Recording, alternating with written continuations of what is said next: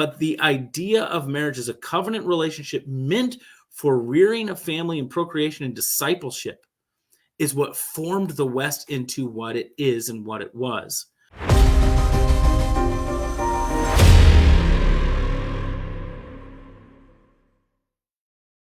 War on Marriage. Now, I wrote an article a few months ago called In Defense of Marriage. And really, it's about the redefinition of marriage, the redefinition of marriage, of the Obergefell decision in 2014, and earlier than that of no fault of force. Now, how marriage has been redefined, and we need to be defending marriage. One of the things I will say about this as well is that attack has mostly been coming from the left side of the aisle. Remember, Black Lives Matter said that one of their goals was to destroy the nuclear family, and Marxism in general wanted to destroy the nuclear family so that it could control the populace and it could encourage the revolution. So that's coming from the left. That's what I usually am responding to. But here's the thing about this is that now there's something coming from the right side of the aisle that I didn't necessarily anticipate. And so I think about this with things like let's say woke and racism. I saw this funny comedy sketch recently about a guy wearing a t-shirt that says woke on it, and another guy wearing a t-shirt, blue t-shirt, says racist on it. And they just all of a sudden become great friends because they realize that they believe the same things. They believe in segregation. They believe that some races are more superior than others. They believe that we need to judge people based on their race and see it. And so it's just kind of a humorous take on that. It's just a definition of, well, the pendulum swinging all the way to the other side, and all of a sudden you realize I'm actually saying the same exact things as my opponent. That's what I think my opponent is. And so I think some of this is happening on the right when it comes to marriage, that it's swinging all the way on the other side because of all these redefinitions of marriage, the destruction of the institution that our society has partaken in. And now there's some swinging all the way on the other side. This is called the red pill movement. You ever heard of the red pill movement? There's a woman who is really a central focal point of the movement. She's like an anti-feminist, a pro-male commentator. Her name is Pearl Davis, Pearl Davis. And she has some opinions on this. And she recently got in a dust up with the Daily Wire, which is a conservative platform, conservative political commentary, social commentary website. And so she got in a dust up with them about marriage and why men are afraid to get married in our culture today. And I want to touch on this because I think that the sides are talking past each other because the prognosis and the diagnosis is correct, but the prescription for what to do to fix it is not. And I want to jump into this real quickly. I pulled some screen grabs of some tweets from Pearl and some others to kind of dissect. And then I want to talk about something that none of them are talking about and something that I think the church needs to do in response to this. So this is the pendulum swinging all the way to the other side. So here's the first overlay that we're going to look at here today. So this is Pearl Davis. You can find her on Twitter at Pearly Things or X, whatever you call it now. And she says this: would you ever sign a business contract your business partner was paid to leave? You're not a real man if you don't take the risk. That's a response to Jeremy Boring of the Daily Wire. And then she also says, no, it's not an attack on marriage, to point out that it's too risky for men today. Why don't you instead pressure lawmakers to lower the risk? Then a guy named Troy Francis, I don't know who he is, but he weighs in on the debates. He says, the Trads, Matt Walsh blog, that's Matt Walsh of the Daily Wire. I don't know that I would call him a traditional conservative, but that's what they're calling him, are losing the argument over marriage with Pearly Things because they refuse to confront modern realities that are fully apparent to everyone. They would prefer men go to the slaughterhouse with a backpack of denial and a cheery smile. So first thing, marriage is not just a contract. Some people respond to that's a covenant between two people. And the second thing is the Daily Wire's responses to Pearly Things are the assumption that she hates marriage and doesn't think marriage is good. But she clearly thinks marriage is a good thing, but that society has ruined it. And I want to come at it from that angle and not just say, oh, you're disparaging marriage, because I think that's actually not all that helpful to say, hey, you're disparaging marriage. I think it's helpful to say, what are you actually saying? And I think what she's actually saying is that in our culture, in our society right now, that marriage has been devalued and men now are getting the short end of the stick. And that may or may not be true. I'm not here to argue whether or not that's true one way or the other. I know a lot of women that would say the other side is equally at fault. And so I don't want to necessarily get into that conversation, not because I think it's not important to have. I do think it's important to have, but it's not my goal in the conversation. We got a couple more overlays to look at here. Here's the second one. This is Pearl Davis responding to Ben Shapiro. Ben Shapiro says, marriage is good and you should get married. Marriage will make you a better person. You should date with an eye toward marriage, seeking commonality of values, the single most important foundation for a lasting marriage. Thank you for coming to my TED Talk. Okay, so she responds with, Ben, this is an irresponsible take. If you're encouraging men to sign up for a system that profits off of false accusations, alimony, and child support, we'll get into that in a little bit. Men are 8 times more likely to commit suicide after divorce. This is a death sentence for millions of men every year. She responds to a different Ben Shapiro quote who says, as for the argument that no-fault divorce is bad, I agree. No-fault divorce is bad because marriage is good. The answer to no-fault divorce is not avoidance of marriage. It's a solid marriage, and that's about partner selection and shared values. And then she says there's a little bit of grammar. I think she means to say, just sign up to be financially and emotionally abused, no matter how bad it is. Just pray harder. Okay, so I think they're talking past each other here. Because Ben is very pro-traditional marriage, and Pearl is saying things like, well, marriage has been destroyed by society, and so that's why men are afraid to get married, and men should be afraid to get married because, look, the 8 times more likely to commit suicide after marriage, the family court system usually benefits women, especially in blue states, and so why are you encouraging men to get married when they're just going to get taken advantage of? That's her point. Ben's point is marriage is good. It's a good thing. You should just seek common values and you'll probably have a good marriage. Okay, point taken. Now slide 3, and then we'll get into what I think. Slide 3, this is how you know Pearl doesn't necessarily believe that marriage is a bad thing, because she says real wives do exist. They are out there, but we cannot identify the real wives if we have too many of these pretend ones that make their husbands miserable for a lifetime. So one of Pearl's attacks is that a lot of women just make their husbands miserable. Even if the marriage doesn't end in divorce, it makes their husbands miserable, and it's cheaper to stay married than to get a divorce for the man, so he just stays miserable for the rest of his life. And that's one of her takes. So the other tweet said, no, it's not an attack on marriage, to point out it's too risky for men today. Why don't you instead pressure lawmakers to lower the risk? Okay, so what do I think on the topic?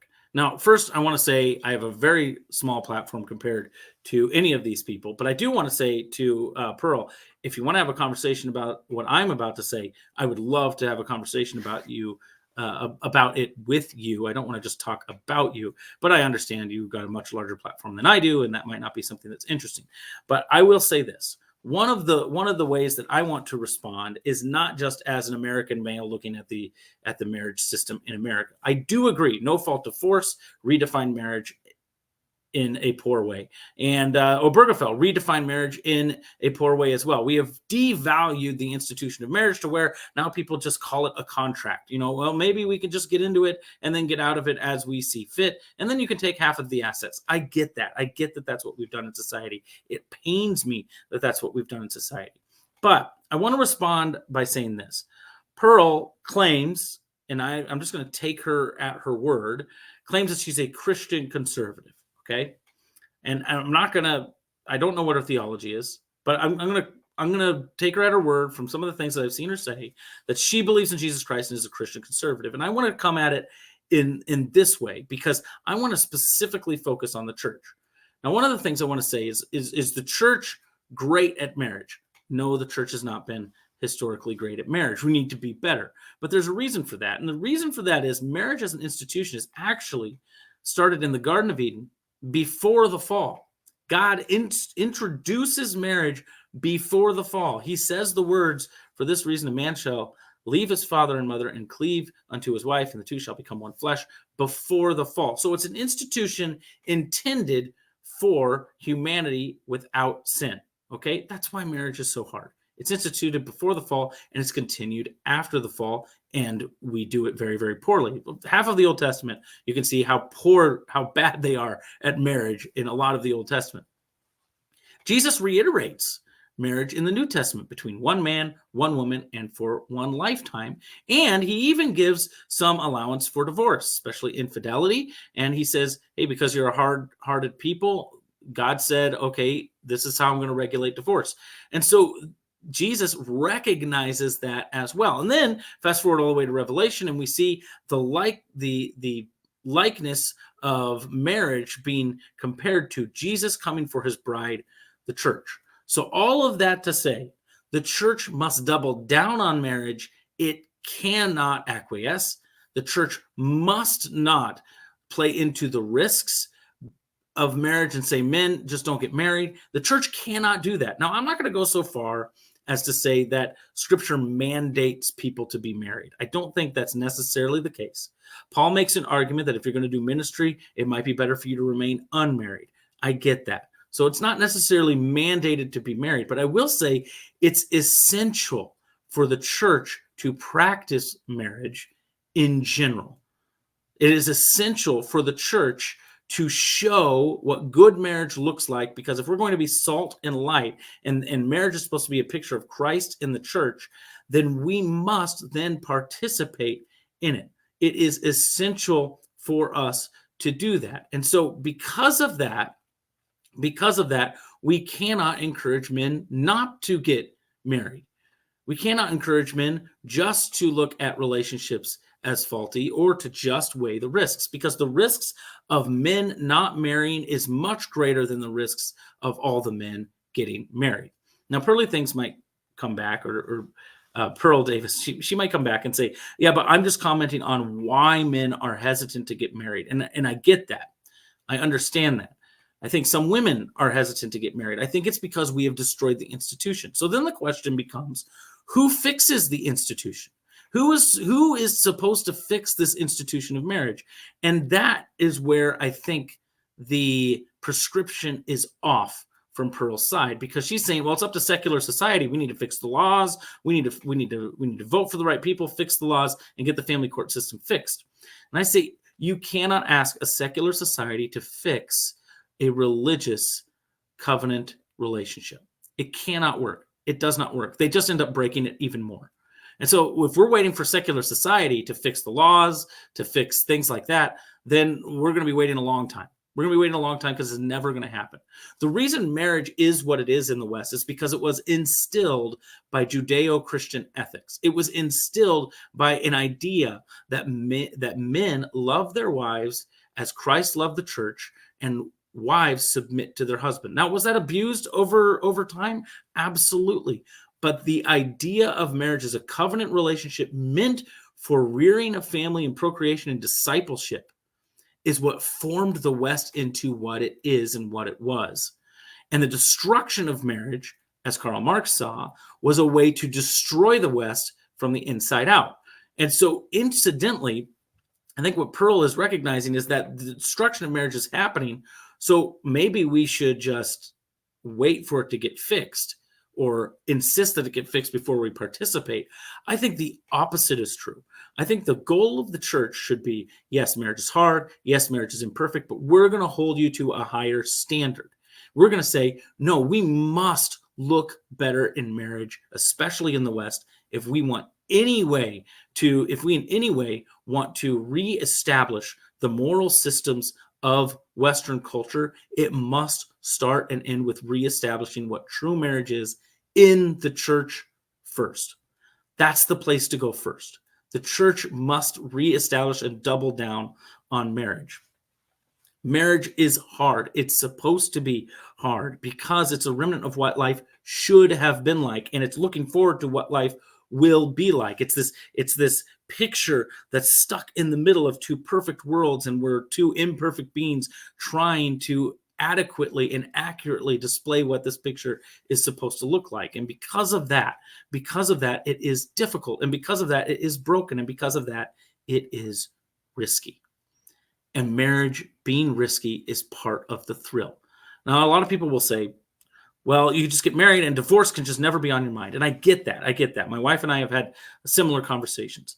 But it is foolish to not recognize that we are also both human, and things can happen that things might happen that start to make us shake and waver. That's why our pursuit of Christ is more important than our pursuit of each other.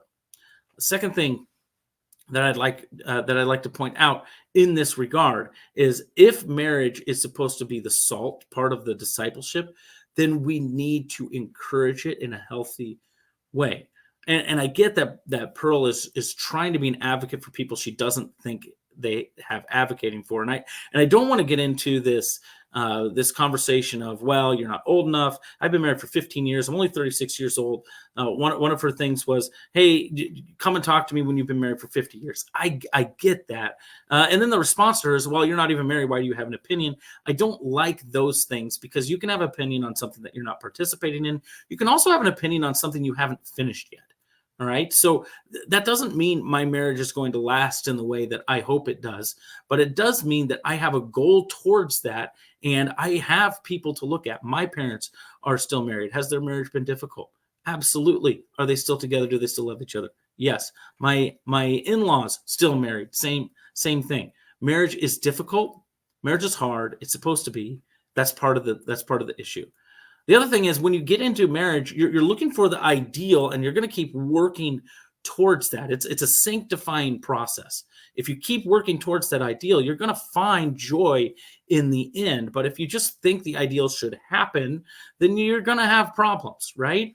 And this is what happens too when we say, well, it's too risky. Well, what if you get married and your spouse gets cancer the next day and then is going to pass away? Was that worth the risk? And I say, yes, it is. If we're ever going to disciple a culture back into morality, it's got to start. It's got to start with understanding that marriage is not only beneficial for society, but it is necessary for society, especially in the Judeo-Christian ethic. Can the church do better? Absolutely. Can the church do better to impact the culture on the issue? Absolutely. But simply responding by saying, well, it's too risky, men shouldn't get married right now because the court system is screwed up, I don't think is the right answer. I don't think it's the right answer because of the reasons I've said, especially if you are a Christian that believes in the things that God has ordained on this earth. The picture of marriage being Christ and the church means that the church ought to support, identify, and encourage marriage. All right. Pearl, if you see this, I don't know why you ever would, but if you see this, love to have a discussion about that topic with you if you are interested.